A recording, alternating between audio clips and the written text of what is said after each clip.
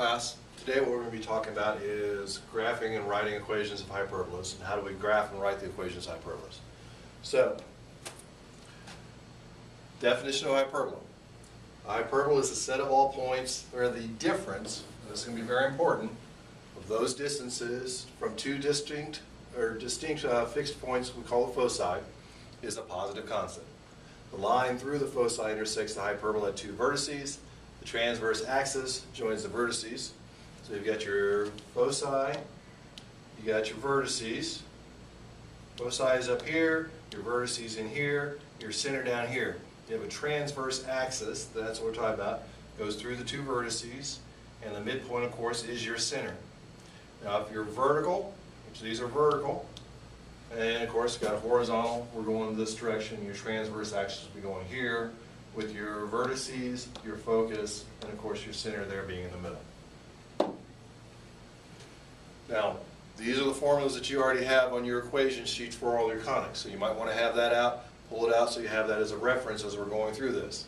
We've got our standard form for if it's opening left and right, if it's opening up and down, horizontal, vertical. Notice in these equations, horizontal, x comes first, then y. In vertical, y comes first, and then x. A squared and b squared, they don't move. They stay where they are, they don't move at all. Don't get this confused with your ellipses, where these switch based on whether one's larger or smaller. Forget that for hyperbolas. It's not true there. X and y is the only thing that switches. Alright, and all the rest of these, they say they're on your forms, your sheet. You've got your equation for your asymptotes, the slope for the asymptotes.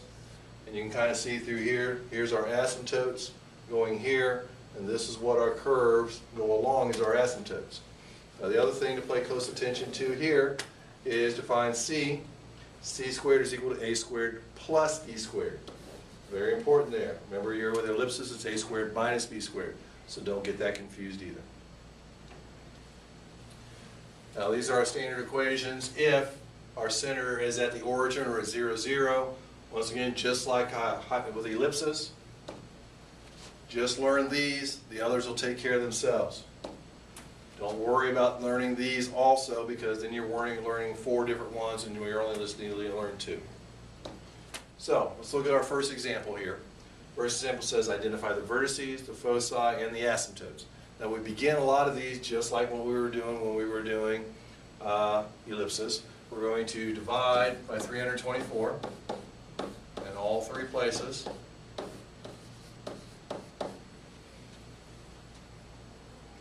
Alright, when we divide by 324, here we're going to get x squared over 9 plus, or minus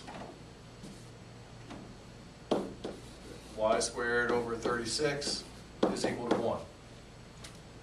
Looks very much similar to what we've been doing, and it really is. A lot of it's very similar. So, biggest thing is we have the minus sign here.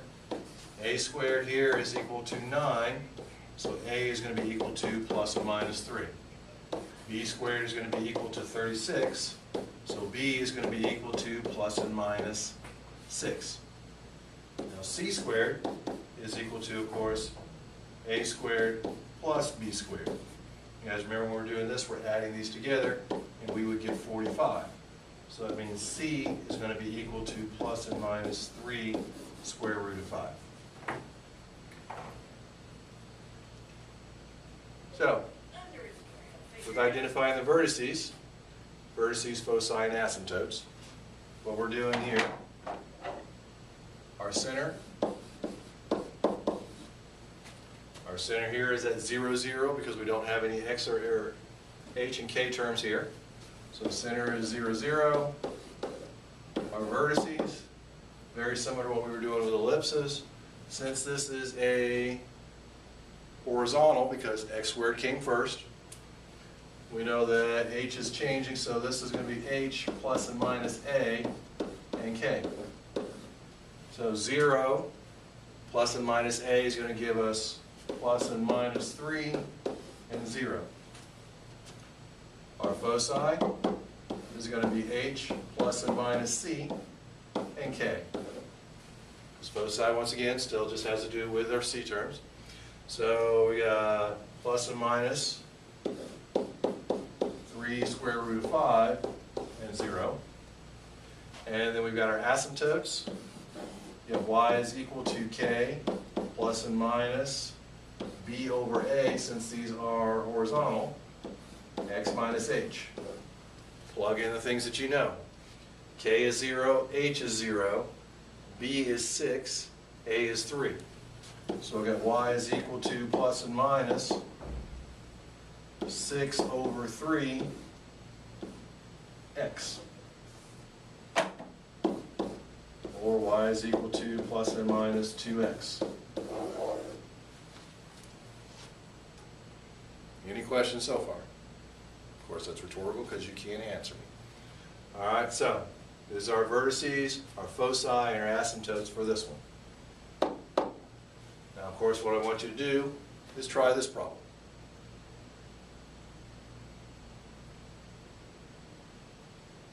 And we'll take a look at it for tomorrow. Now we're graphing these. Same kind of thing as we were just doing. We're going to divide everything by 36 here. This is going to give us x squared over 9 minus y squared over 4 equals 1. We're still going to find a squared is equal to 9. So a is equal to plus and minus 3. B squared is equal to 4. So b is going to be equal to plus and minus 2. C squared is going to be equal to 13. A squared plus b squared.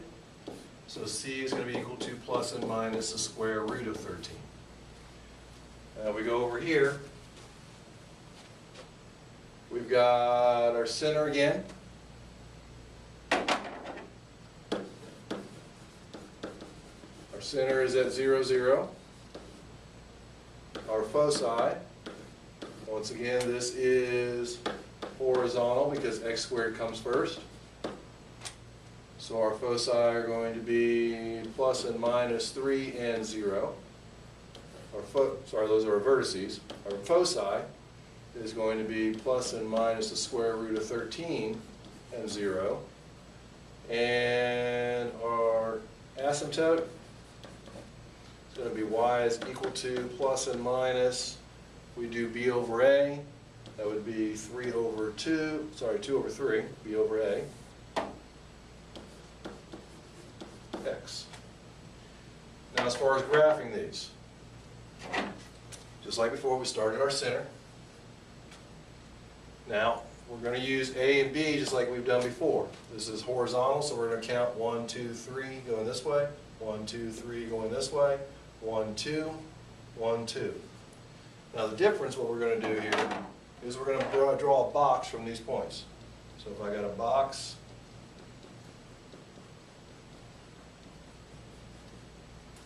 now what I use for that box for is to draw my asymptotes. So I'm going to go through the corner, through the center, and back out. Through the corner, through the center, back out. What I do, I use those to help me draw my hyperbola. This is horizontal, so I'm going to follow my asymptote, go through the vertice, and back out. Follow the asymptote, through the vertice, and back out. And that's how we would graph this hyperbola.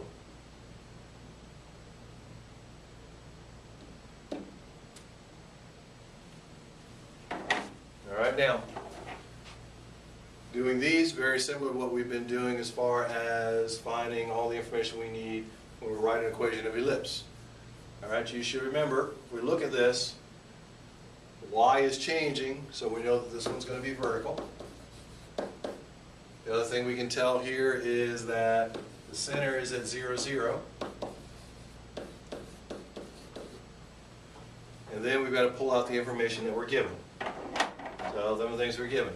We know our vertices always have to do with a, so that means a is going to be equal to plus and minus 5. So a squared is equal to 25. Our foci always deal with c, so it means that c is going to be equal to plus and minus 7, or c squared is equal to 49. find b squared, remember we have c squared equals a squared plus b squared. So to find c squared, we're going to subtract c squared minus a squared. So 49 minus 25 gives us 24. And you guys remember, what three things do we need to be able to graph any of these equations? We need our center, we need our a squared, and we need our b squared. So, don't forget, these are minus signs in here since they are hyperbolas. We said this is vertical, so that means y squared is coming first, then our x squared. We also said that no matter what, a squared goes first, b squared goes next, so that's going to say there's a 25 here, and b squared is 24, so it's going there, and we're done.